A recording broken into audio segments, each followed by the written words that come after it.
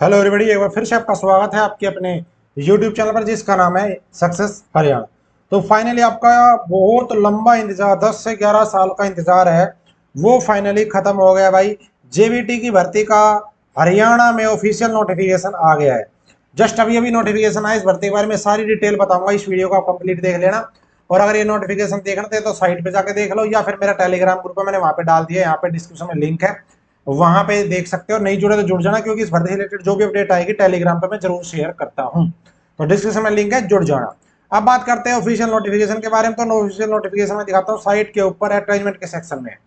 यहाँ पे देखो सबसे ऊपर दिखाई दे रहा है, ये रहा 28/5/2024 for primary teacher PRT Mewat cadre की आई है भाई।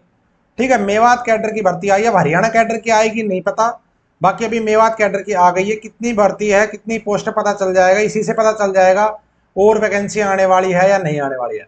तो इसको मैं डाउनलोड करके आपको दिखा देता हूं। देखो यहाँ पे देखो, फार्म भरने की जो डेट है वो है आपकी 9 तारीख से 9 तारीख का पब्लिकेशन है।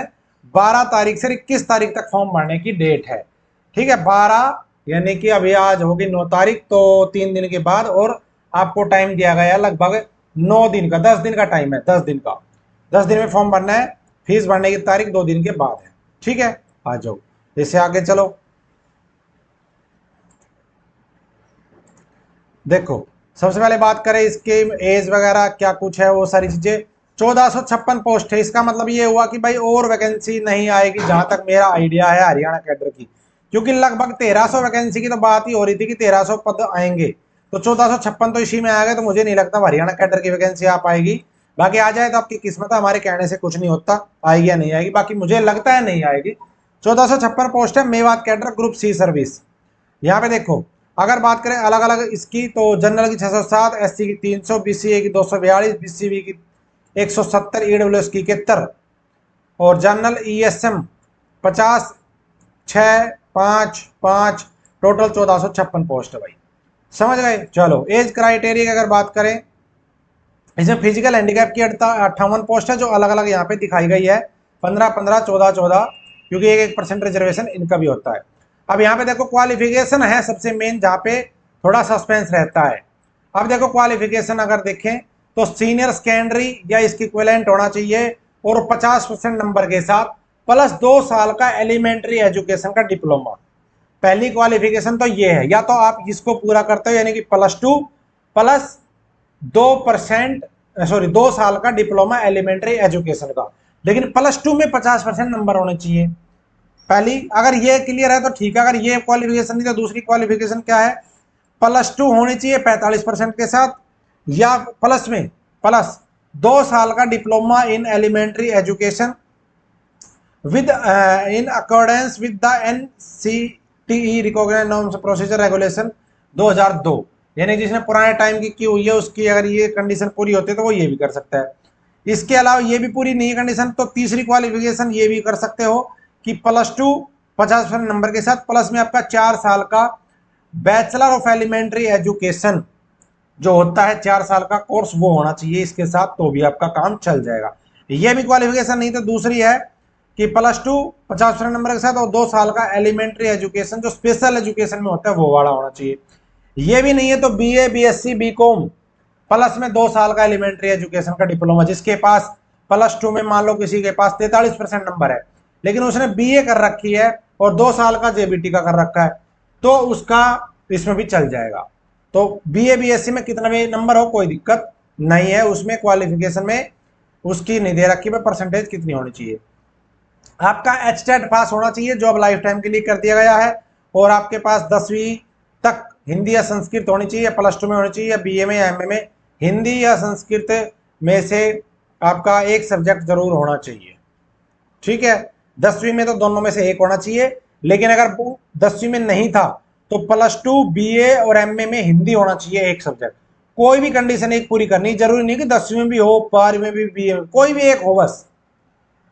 ठीक है भाई, नोट ये कुछ बता रखा है यहाँ पे, professional training diploma certificate awarded, ये सब चीजें हैं जो रिकॉग्नाइज ओनली डिप्लोमा, जिसको हरियाणा सरकार रिकॉग्नाइज करती है, वो सब चीजें हैं।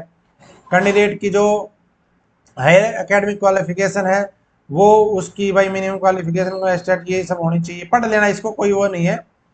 यहाँ पे therefore will be relaxation of 5% marks minimum qualification marks at BA BSc BCom. SC वालों को 5% की क्वालिफिकेशन में, जो 5% नंबर है, जो 50% जहाँ पे मांग रखा है ना, जहाँ पे 45, जहाँ 50 है वहां पे 45, जहाँ पे 45 वहां पे 40, केवल एससी के लिए 5% की छूट है। बाकी ओबीसी यानी बीसीए बीसीबी और ईडब्ल्यूएस और जनरल सबके लिए जो 50 और 45 क्राइटेरिया वही रहेगा।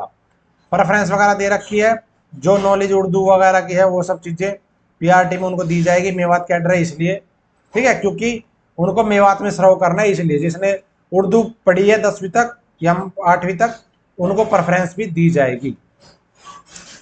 ठीक है, ये दे रखा है यहाँ पे, ये नोटिफिकेशन जो लाइफ टाइम वाला था वो दे दिया। पे स्केल 4200 होता है, और जो एज क्राइटेरिया वो सेम है, 18 से 42 साल का क्राइटेरिया है। एज रिलैक्सेशन जो मिलता है सभी को, जो हरियाणा में 5 साल, ये देखो एससी को 5 साल, बैकवर्ड को 5 साल, डिसेबल को कितना होता है, एक्स सर्विसमैन कितना, सबको अलग अलग है, वहां पे पढ़ लेना आप इसका। ठीक है जी, यहाँ पे दे रखा अपॉइंटमेंट वगैरह के बारे में, अपर एज लिमिट क्या होगी, एक्स सर्विसमैन के बारे में कुछ बताया गया है, ये सब चीजें हैं, एक्सपीरियंस वगैरह। और एक रिलैक्सेशन है वो इनको नहीं मिलेगा अलग से, डिपेंडेंट ऑफ एक्स सर्विसमैन को, उनकी जो कैटेगरी है उसके अनुसार ही मिलेगा। और रिजर्वेशन के बारे में है। और एक सबसे पिछली अभी हरियाणा पुलिस में गलती की है, वो ये ध्यान देना, एक तो ईडब्ल्यूएस होना चाहिए नया, भाई पहले बता रहा हूँ, हरियाणा का बना हुआ इस साल के फाइनेंस ईयर का होना चाहिए, पहली बात। दूसरी बात, जो ये रिजर्व कैटेगरी बीसी ए और बीसी बी है, ये देख लो आपको भी फ्रेश बढ़ाना है, बिल्कुल फ्रेश। ठीक है, 16/7/2024 को सरकार की इंस्ट्रक्शन आई थी, तो वो आपको बनाना है, नया लगेगा बिल्कुल। ये देखो फ्रेश और लेटेस्ट। हरियाणा पुलिस में कई लोगों ने पुराने डेट का बना दिया था, तो वो फिर अनएलिजिबल होते हैं, फिर आप कोर्ट में जाते हो, कुछ करते हो, फिर कोई फायदा नहीं होता उस चीज का। तो पहले बता रहा हूँ 1 घंटे में बन जाता है, अपना फ्रेश सर्टिफिकेट बनवा के वो बना के आपको लगाना रिजर्व कैटेगरी का, ईडब्ल्यूएस का भी नया, और रिजर्व कैटेगरी बीसी बी का, बीसी ए का भी। एससी का कभी का चल जाएगा, क्योंकि एससी में आपकी वो नहीं होती, क्या बोलते हैं, क्रीमी लेयर, इसमें होती है। ठीक है, ये बेनिफिट वगैरह के बारे में बताया, एक्सर्विसमैन वगैरह का है।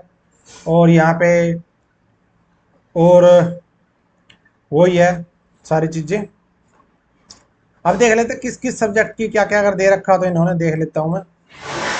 देखो यहाँ पे एक तो सिलेबस दे रखा, पैटर्न दे दिया इन्होंने, ये बहुत अच्छा काम किया है कि पैटर्न दे दिया। क्या आपकी child development 20 question, Hindi language 10 question, English language 10 question, Haryana GK 20 question, GK sorry reasoning 10 question, math 20 question, environment study 10 question.